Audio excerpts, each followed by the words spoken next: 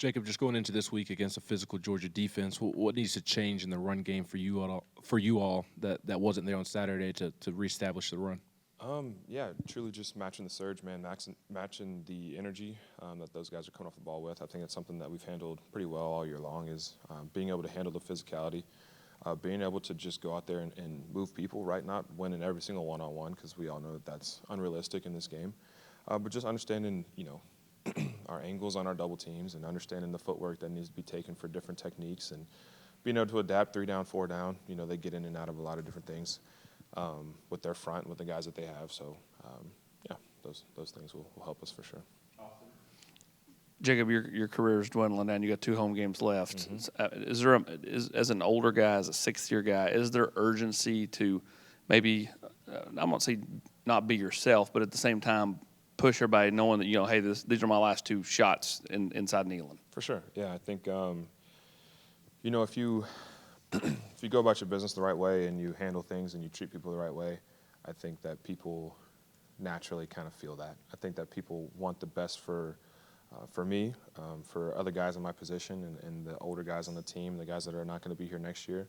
I think that, especially in my room, they're definitely, not that they do anything special or do anything different, but there is a level of urgency that you kind of want to have for those guys that are leaving the program.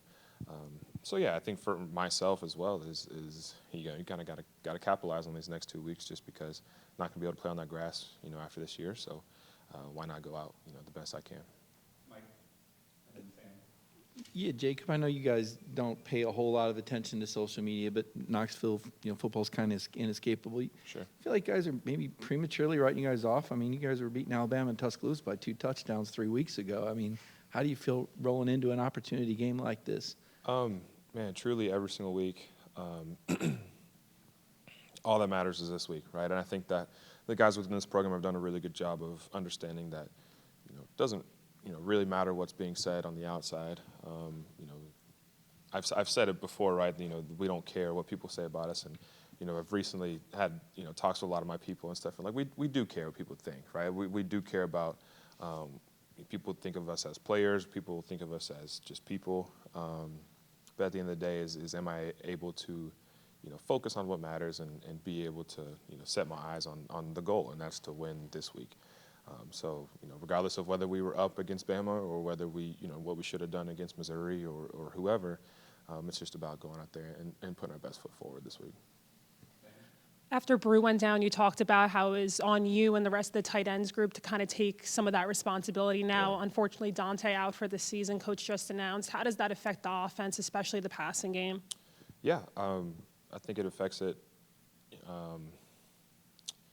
just in a way of those guys are the guys that, you've leaned on, the guys that you've trusted for, all the preseason, and then you get in the season, and again, you lose a guy like Brew, and now you're leaning on guys like Dante. And now you can't lean on Dante anymore because Dante's not playing for us. So it's just a matter of trusting that next man up. I think that, again, in this game, there's going to be times where you're going to be called upon, and there's going to be an opportunity for a younger wide receiver or a guy with less experience to step up and fill that role. And again, we have the utmost confidence that he'll be able to do it just because we know how we prepare and we know how, that room handles their business. And I know that the other guys in that room, even Brew and Dante, the ones that aren't able to play, are going to, bring that guy along and just help him develop into what he needs to be for the team. I think you had 3 catches last year when you played against Georgia.